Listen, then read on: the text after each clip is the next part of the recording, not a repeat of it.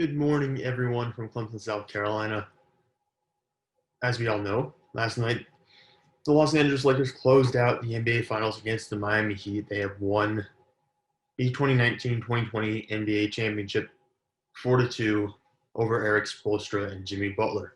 So the Miami Heat and LeBron James are your new NBA champions. It's the fourth time in LeBron's career he's won a title, and he was the Finals MVP. Now, I wanted to spend a different video talking about that. I want to spend a video talking about the legacy and the impact this finals has on the legacies of players like LeBron James, Anthony Davis, Rajon Rondo, Dwight Howard, and also on the other side things like Jimmy Butler, Eric Spoelstra. I want to talk about that as well. But that's not the topic of today's video. And by the time you're seeing this, it might be, I'm recording this on October 12th. It might be the 13th, might be the 14th by the time you see this. But I want to talk about the future of the NBA.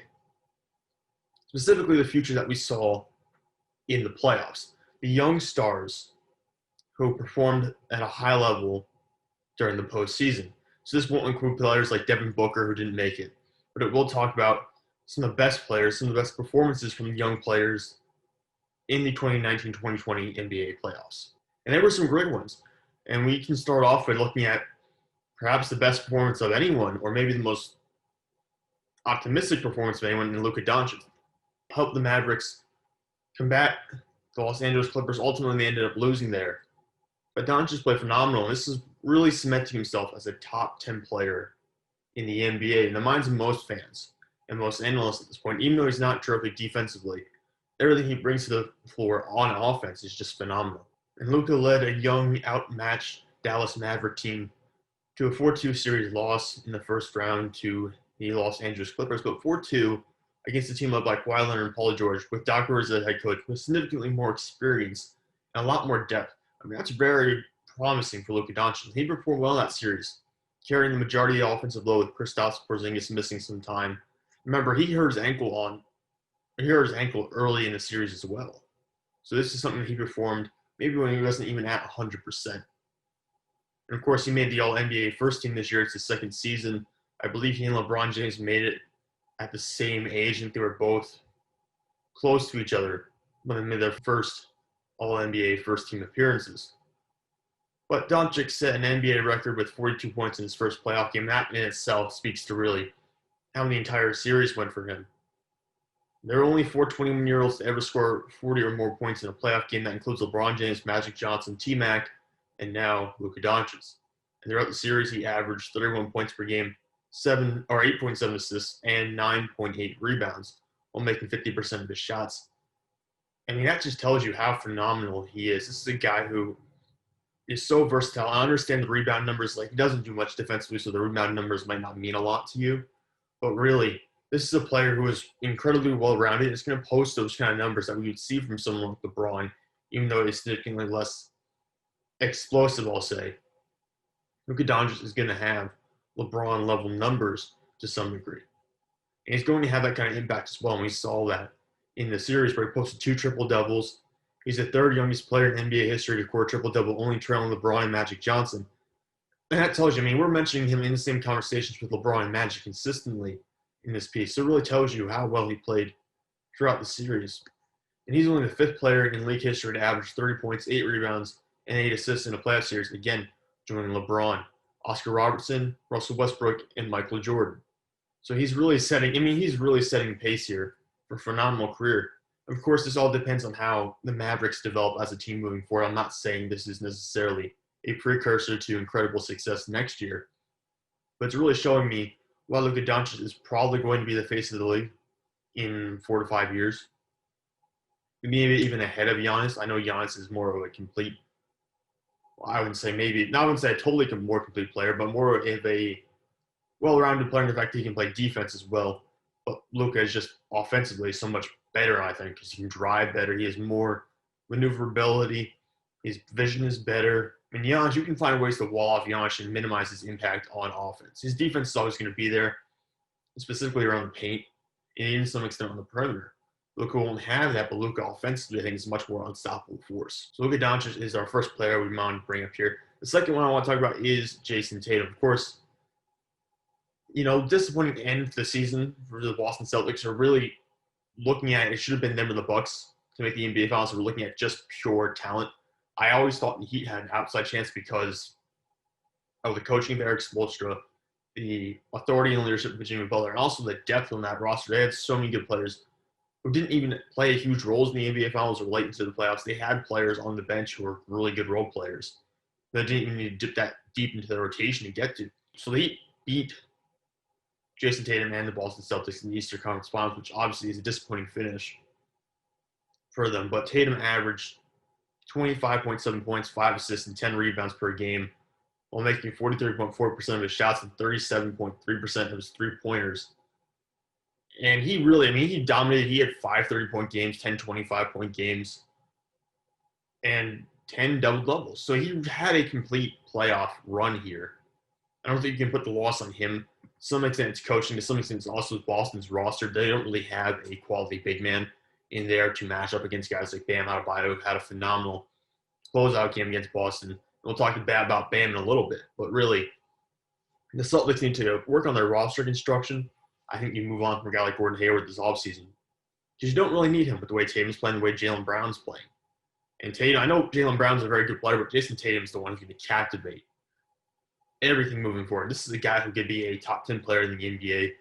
He's already an all-NBA player this year. And moving forward, I would expect him to get closer and closer to that top 15 ranking. And when we're talking about 4 or 5 years down the line, I could totally see Jason Tatum being a top 5 player with guys like Giannis and Luka. He's that good, and he's that complete of a player. And he's not a total stopper on defense yet, but he's working towards that point. I think if we're talking about a player who compares somewhat well to Kobe Bryant, there really is, let's be honest here. There really isn't a player in the NBA right now that compares well to Kobe Bryant because Kobe Bryant's on another level. But if we had to make that comparison, Jason Tatum to me would possibly be the closest thing. I know people say Kawhi in the past, but really to me, Jason Tatum is kind of that guy if that defense continues to develop. Next, I want to talk about Donovan Mitchell. And obviously, there's a lot to say about him after the incredible performance he had with the Utah Jazz. Unfortunately, though, the Jazz get bounced in the first round, so we really didn't get to see him carry this phenomenal play past the 7 games they played against the Denver Nuggets. But when he was out on the court, he was phenomenal. In 7 games, he dominated. He became the 4th player in league history to score 50 points twice in a playoff series, joining Wilt Chamberlain, Allen Iverson, and Michael Jordan. He averaged 36.3 points per game during the series. He led the team in total assists because Mike Conley missed some time. He knocked down 52.9% of his total shots, 51.6% of his three-pointers. Again, almost 52% of his three-point shots went in. Literally, his total shots from the field and his three-point shot, that percentage of both those is so close. That's something you wouldn't expect from a player who was shooting as much as he was. And, of course, he knocked down 94.8% of his free throws. So a 50-50-90 split from him. That's phenomenal. If you can do that in the regular season, that's incredible. That's a historic pace right there. And he wasn't the reason they lost the series, obviously. I think he had a box plus minus of 38 when he was out there on the court. So this can't be blamed on Donovan Mitchell. But at the same point, there were a couple mistakes throughout the series that led to losses where the Jazz probably should have hung on, probably should have performed better. And some of that does trace back to Donovan Mitchell as the best player on the Utah Jazz. At the same point, he's very young. This is still a young guy. People talk about because he's been in the league for a while now, but he's 24 years old still. And he played his heart out there. Lost in Game 7, unfortunately. I would have loved to see more from him the way he was playing. But really, this is a player, if we look just at how he performed within the NBA playoffs, that's an all-NBA caliber performance right there. And there are a lot of good guards in the NBA, so I don't know how Donovan Mitchell is going to break out here. But if he continues on this path and puts forward the effort he did in round 1 of the playoffs, and he moves that into next year or this coming league season, I could see an all-NBA performance from Donovan Mitchell and a huge jump from him in terms of his ranking in the NBA. And from talking about Donovan Mitchell to his primary competitor, or at least the player everyone was comparing him to during that first round of the playoffs, Jamal Murray, the point guard for the Denver Nuggets. Murray was always kind of a middle of the pack guard, in my opinion. I never had him ranked too high. I did an article for the Growing Truth a little while ago, ranking the top 25 NBA players under 25 years old. And Jamal Murray was not near the top of that list. He was certainly on there, but he wasn't near the top because he was kind of a average point guard. Not too much offered on defense, but scoring between 18 and 19 points per game in the regular season. Not a fantastic player. Certainly a good quality starter, but not a fantastic player who stood out to me as a future All-Star. He wasn't that. But of course, things have changed quite a bit now just because of the NBA playoffs, and he was phenomenal. He became the 5th player in league history to score 50 points twice in a playoff series. That was only a couple of games after Donovan Mitchell did the feat. And again, that joins the list with Michael Jordan, Wilt Chamberlain, and Allen Iverson. That's an elite list of talent. I mean, it's always great when you get compared to 3 Hall of Fame players who are some of the best to ever played the game at their respective positions. And Murray averaged 31.6 points per game against the Jazz, and 22.6 against the Clippers, and 25 against the Lakers. His regular season average was only 18.5, so that really tells you just how much he stepped up his game for the playoffs. And he led Nikola Jokic in a lot of categories throughout the playoffs. He was not necessarily just the second piece for Denver. He was at sometimes the primarily offensive player. He set the tone for them, I will say, in some of the games where Jokic just didn't show up. He did obviously perform much higher of a role later in the series or later in the playoffs. But to me, Murray, for some portions of those games or for some entire games, was the best player on the Denver Nuggets. And that says a lot because Nikola Jokic is a great player. Obviously, probably the best big man in terms of passing in the NBA. And some of those shots he makes, they look, I mean, the comparisons to them are crazy, but the shots he makes, they look sometimes dead.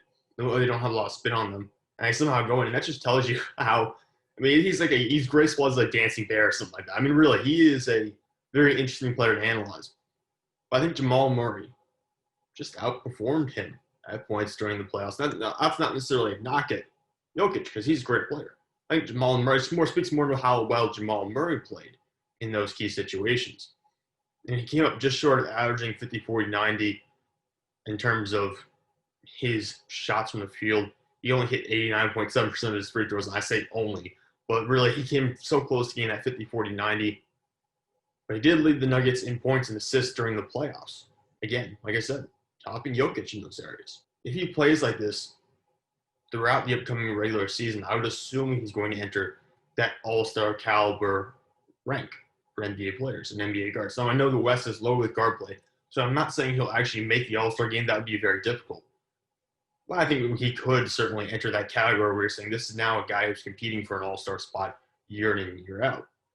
Now, it's a huge step to say transfer that from the NBA playoffs and do it for an entire season. That's a big step for Murray. And we'll see. It really will speak to his development or his lack of development if he can do that. But right now, I'm optimistic about Murray's future, and I certainly underrated him earlier this year. I do want to talk about one more Denver Nugget, and that's Michael Porter Jr. I've always been optimistic that he'll get healthy and he'll turn into a very good player. I think his ceiling is a bit lower than I initially expected, and that's not necessarily a knock against him. I had very high expectations that were unrealistically high, if I'm being honest. But defensively, he doesn't offer much of anything at all despite his size. However, there's really good potential there offensively, especially within Denver's system to thrive pretty much. The Missouri product averaged 11.4 points and 6.7 rebounds per game throughout the playoffs and dropped 28 points on the Utah Jazz in the series' second game. That was his high throughout the playoffs. And again, he's very inconsistent still. He's very hot and cold, I would say. But Porter Jr. has the ability to become a great starter. I don't think he'll be an all-star. But I think he'll be a great starter. And we certainly saw flashes of brilliance from him throughout the postseason. And the last 2 players I want to talk about are Bam Adebayo and Tyler Hero. And we're going to start with Bam. He averaged 17.8 points, 4.4 assists, and 10.3 rebounds in the playoffs while connecting on 56.4% of his shots. Unfortunately, he got injured in Game 1 of the NBA Finals, and it was difficult for him to even do push-ups, really.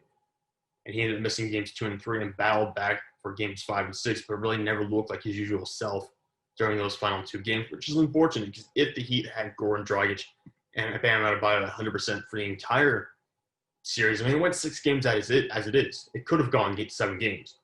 Really, if they had Bam at 100% and Goran Dragic at 100%, that's a lot of scoring they left off there. And Bam defensively, I don't think he matches it up necessarily as well with Anthony Davis as some people claim he does. But I certainly would at least give him some more of an interior presence. Kelly Olynyk was in there for a little while. It's not much of anything defensively.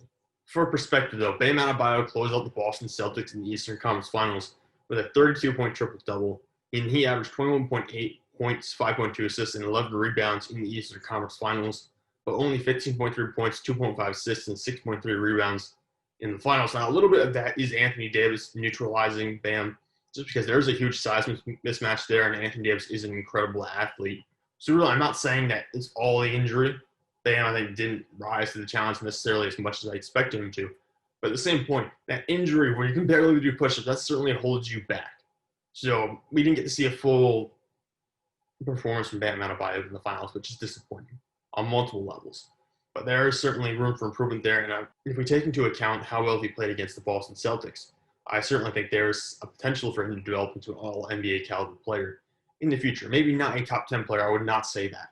But I think certainly a top 18 to top 15 player is not unreasonable. And that leaves Tyler Hero. Now, while he isn't a superstar on the same caliber as Luka Doncic or even Bam Adebayo, I think he showed incredible growth in the bubble. He was already a solid player as a rookie during the regular season. He showed that he's really not afraid of anything, not afraid to take and miss shots. And some people will criticize that. Let me put it this way. Remember when Kobe Bryant airballed a bunch of times in a game as a rookie and then he came out and continued shooting throughout the season? Let's be honest here. If we're going to apply that and say, oh, Kobe is fearless, in that situation, shouldn't we do the same thing for Tyler Hero, going out when he's missing shots and still shooting? So let's not be hypocritical here.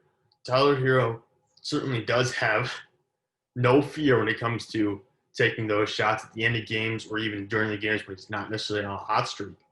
And he averaged 16 points per game while connecting at 43.3% of his overall shots and 37.5% of his threes. Now, it's not a phenomenal performance, certainly, but I think we've seen from him enough to infer he's going to be a great starter at some point. Maybe not a all-star. I really don't know where I fall in that line yet. Some of the players that he have drafted and then developed, guys like Bam, certainly climbed up into the all-star ranks. And if he did it, I think Bam started off from a lower point as a rookie than Tyler Hero did. So we could see Tyler Hero get to that point. But again, with guard play, it's very hard to tell in the NBA because of how many great guards there are. And at 20 years and 256 days old, Hero became the youngest player to start an NBA Finals game, passing Magic Johnson, who held the previous record at 20 years and 264 days. Hero also set records for threes made in the playoffs by a rookie with 49, and from the most consecutive playoff games by a rookie with at least 10 points. That record-setting 20-game streak did end in Game 6, where he did not get to double digits, but same point. Certainly a great run for Tyler Hero. It was a key cog in the Miami Heat getting to the finals to begin with. And really, the Heat have drafted incredibly well in recent years. You see like Bam Adebayo, Kendrick Nunn, they got, and then, of course, Tyler Hero. They've really done well with getting these young players and developing them. And Hero, I know Nunn didn't play that well in the playoffs, didn't really play that well in the bubble at all. But Hero certainly looks like a future starter and potentially a future star. And that kind of wraps up my thoughts on all these great young players we saw in the bubble and in the playoffs. Of course, guys like Devin Booker are still out there. And we'll see. I mean, the Suns ended their season on a phenomenal run. We'll see if they can carry that over to next year. If they do, we'll certainly be talking about Devin Booker in a video like this next season. But for now, these are some of the best performances from young players in the NBA playoffs. And I'm certainly looking forward to seeing what guys like Donovan Mitchell, Jamal Murray, Luka Doncic, Michael Porter Jr., Jason Tatum, Bam Adebayo, and Tyler Hero do in the future, because they are phenomenal players. And this is the future of the NBA, guys. I mean, LeBron James isn't getting any younger. I know he just won a championship. We'll let him celebrate, but certainly the turnaround from this year to the next season is probably going to be quicker than what we would usually expect. And we'll see if some of the older players, and even guys like Kawhi Leonard, have had issues with maybe with their legs a little bit. We'll see how they turn around and how well they perform at the start of next year. For now, guys, thank you for tuning in. Thank you for watching. I encourage you to go check out some of my other content. I haven't been uploading regularly at this point, but I've got 4 or 5 video ideas here that I'm going to try to film and get out here next week, try to make a little bit more consistent upload schedule. But anyways, guys, thanks for watching. Please subscribe, click the like button. It would mean a lot to me. For now, thank you. I'll talk to you all later.